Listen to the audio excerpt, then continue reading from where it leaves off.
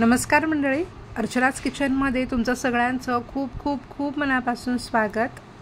गुढीपाडवा अगदी काही दिवसांवर आलेला आहे आणि आज आपण मस्त गुढीपाडवा स्पेशल मस्त अशी थाळी बनवणार आहोत, ज्यामध्ये बरेच वेगवेगळे पदार्थ आहेत। तर गोडापासून सुरुवात करूयात। मस्त असं केशर पिस्ता श्रीखंड बनवलेला आहे घरच्या घरी, त्यानंतर रसमलाई बनवलेली आहे। इथे मस्त अशी वेगळ्या पद्धतीने झणझणीत आणि तर्रीदार अशी बटाट्याची भाजी बनवलेली आहे। साधं वरण भात आहे, मस्त टम्म फुगलेली पुरी आहे आणि पापड आहे। चला मग ही गुढीपाडव्याची थाळी कशी बनवायची ते पाहूयात। तर इथं मी 2 मोठ्या आकाराचे बटाटे स्वच्छ धुवून घेतलेले आहेत आणि त्यातनं 2 तुकडे केलेले आहेत मी। आता कुकरमध्ये टाकून छान आपल्याला 70 ते 80% हा बटाटा शिजवून घ्यायचा आहे, उकडून घ्यायचा आहे। बटाटा उकडतोय तोपर्यंत आपण पुरीसाठी पीठ मळून घेऊयात। तर त्यासाठी ते 3 कप गव्हाचं पीठ घेतलेलं आहे। त्यामध्ये 2 चमचे आपल्याला जाड रवा टाकायचा आहे, जाड किंवा बारीक रवा कुठलाही वापरू शकता।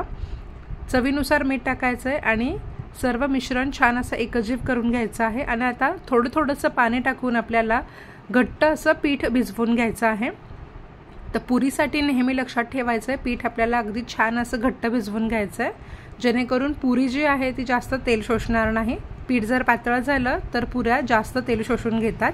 तर या पद्धतीने मी छान असं घट्ट पीठ मळून घेतलेलं आहे आणि आपल्याला हे आता एक 15 ते 20 मिनिटं छान असं झाकून ठेवायचं आहे।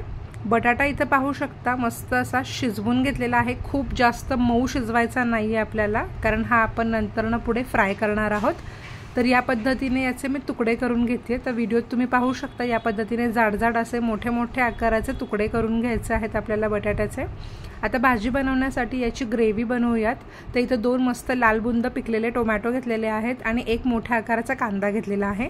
टोमॅटो मी कट करून घेतलेला आहे, त्याच्या बिया काढून घ्यायच्यात, मिक्सरच्या जारमध्ये काढून घ्यायचं आहे। 1 छोटा चमचा यामध्ये आलं लसणाची पेस्ट टाकायची आणि छान अशी याची प्युरी करायची आहे। भाजी करण्यासाठी इथे एका कढईमध्ये 2 चमचे तेल छान गरम करून घ्यायचं आहे। तेल छान गरम झालं की यामध्ये अर्धा छोटा चमचा जिरं टाकायचं आहे आणि इथे मी जो कांदा घेतला होता तो अगदी छान असा बारीक कापून घेतलेला आहे। तर कांदा आपल्याला जितका छान असा बारीक कट करता येईल तितका बारीक कट करून घ्यायचा आहे आणि तेलामध्ये आता टाकायचा आहे आणि व्यवस्थित असा परतून घ्यायचा आहे। तर याला छान असं मी तेलामध्ये परतून घेणार आहे। तर कांदा लवकर मऊ व्हावा यासाठी आपल्याला यामध्ये हळद आणि मीठ टाकून घ्यायचं आहे। तर इथं मी पाव छोटा चमचा हळद टाकते आणि चवीनुसार मीठ टाकायचं आहे आणि आपल्याला हे छान असं कांदा मऊ होईपर्यंत शिजवून घ्यायचं आहे। तर तेलामध्ये मस्त असं परतून घ्यायचं आहे। तर मिठामुळे कांद्याला पाणी सुटतं आणि त्या पाण्यातच मस्त कांदा मऊ शिजला जातो।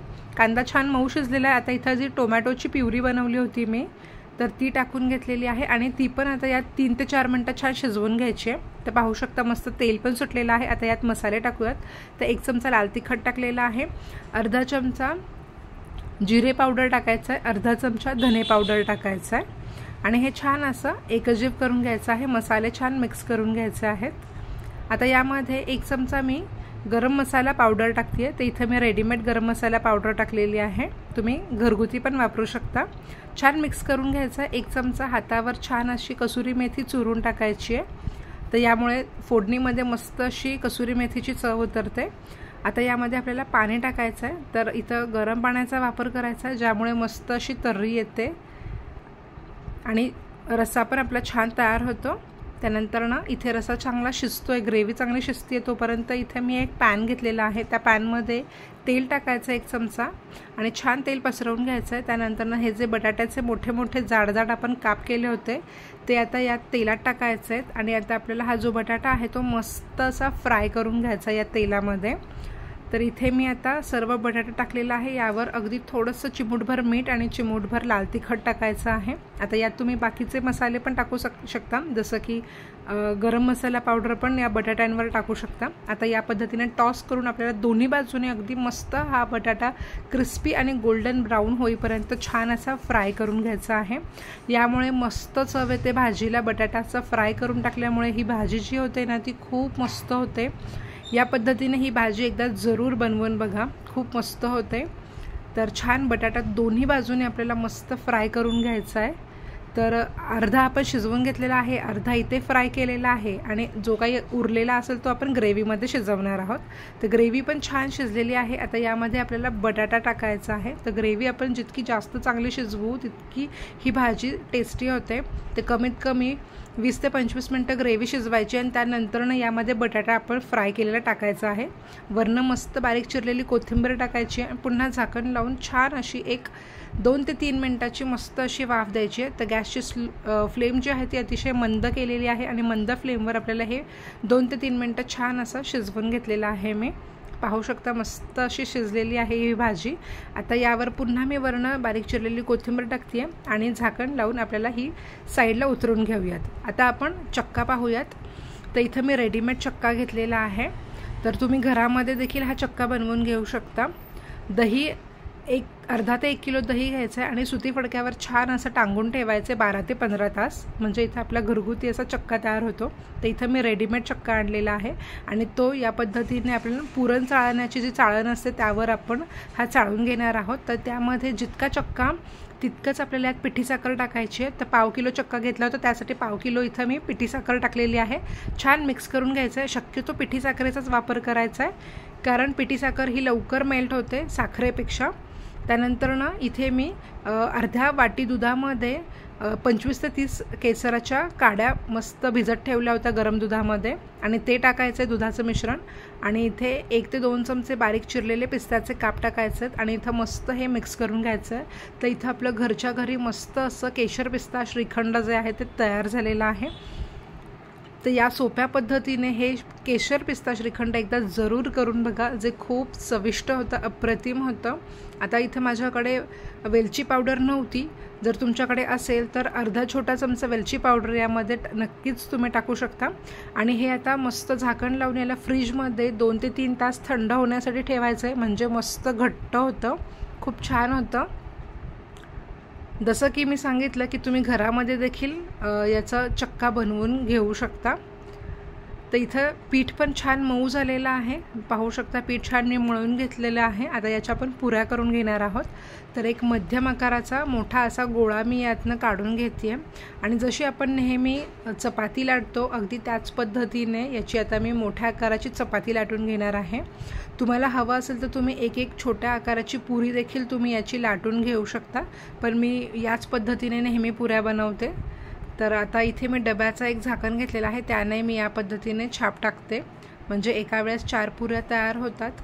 तुम्हाला हवं असेल अशा पद्धतीने, जर तुम्हाला नसेल करायचं तर तुम्ही एक छोटी आकाराची पुरी देखील लाटून घेऊ शकता, पण त्यात थोडा जास्त वेळ जातो. त्यामुळे मी याच पद्धतीने नेहमी पुऱ्या तयार करते, ज्या अतिशय झटपट तयार होतात. तर इथं आपल्या पुऱ्या याच पद्धतीने मी सर्व बनवून घेतलेल्या आहेत. आता आपण त्यात तळणार आहोत. तळण्यासाठी तेल छान कडकडीत असं गरम करायला ठेवलं होतं मी. तेल छान गरम झालं की यामध्ये आपण पुरी टाकायची आहे आणि पुरी ही फक्त 2दाच तळून घ्यायची आहे. तर पुरी ज्यावेळेस आपण तळतो तर ती हाय फ्लेमवर आपल्याला तळायची आहे. तर गॅसची फ्लेम मीडियम टू हाय ठेवायची आणि त्यावर आपल्याला ही पुरी जी आहे ती छान अशी तळून घ्यायची आहे. यामुळे पुरी जास्त तेल शोषून घेत नाही. जास्त वेळ जर पुरी जी आहे ती तेलात राहिली तर ती जास्त तेल शोषते. त्यामुळे आपण या पद्धतीने फक्त खालची एक बाजू आणि वरची एक बाजू जास्त उलटपुलट न करता पुरी तळून घ्यायची आहे. मस्त टमटमीत अशा या पुऱ्या फुगतात तेलामध्ये. हलक्या हाताने झाऱ्याने आपल्याला प्रेस करायचं आहे, जेणेकरून पुरी जी आहे ती छान अशी फुगते. आणि बाजू लगेचच पलटून घ्यायची आहे आणि दुसऱ्या बाजूने पण छान तळली की व्यवस्थित तेल नितळून ही पुरी तेलातनं बाहेर काढायची आहे. तर मस्त इथं आता आपलं जे जेवण आहे ते तयार झालेलं आहे. एका साईडला मी वरण भाताचा कुकर देखील लावला होता, तर तो पण झालेला आहे. आता आपण ताट वाढायला घेऊयात. तर मस्त इथं थंड केलेला केशर पिस्ता श्रीखंड आहे. वरनं काही पिस्ता आपण भुरभुरून घेऊयात, टाकून घेऊयात पिस्ताचे काप. त्यानंतर इथं मी रसमलाई बनवली होती. तर रसमलाई मी आधीच बनवून मस्त थंड करून घेतलेली आहे. तर रसमलाईची रेसिपी जी आहे ती मी याआधी बऱ्याच वेळा तुमच्यासोबत शेअर केलेली आहे. रसमलाईचा व्हिडिओ टाकलेला आहे. त्यानंतरनं अंगुरी रसमलाई कशी बनवायची त्याचा पण व्हिडिओ मी शेअर केलेला आहे. तर इथं मी अगदी मस्त अशी थंड केलेली रसमलाई वाढून घेतलेली आहे, जी चवीला अप्रतिम होते, खूप मस्त होते ही रसमलाई. त्यानंतर मस्त अशी बटाट्याची अशी रस्सेदार तर्रीदार झणझणीत अशी भाजी आपली तयार आहे। आता इथं भाजी जी आहे ती मसालेदार होती, त्यामुळे मी वरण भातच बनवलेला आहे फक्त। इथे पापड घेतलेला आहे, जे मी तांदळाचे बॉबी पापड बनवले होते, तर त्याचा पण व्हिडिओ माझ्या चॅनलवर अपलोड केलेला आहे, तर तो तुम्ही चेक करू शकता। बिना फोडणीचं वरण आहे मस्त। इथं भाजी मसालेदार होती त्यामुळे मी बिना फोडणीचं वरण केलेलं आहे आणि पांढरा भात ठेवलेला आहे मस्त असा। त्यानंतर मस्त अशा टमटमीत फुगलेल्या पुऱ्या ठेवलेल्या आहेत।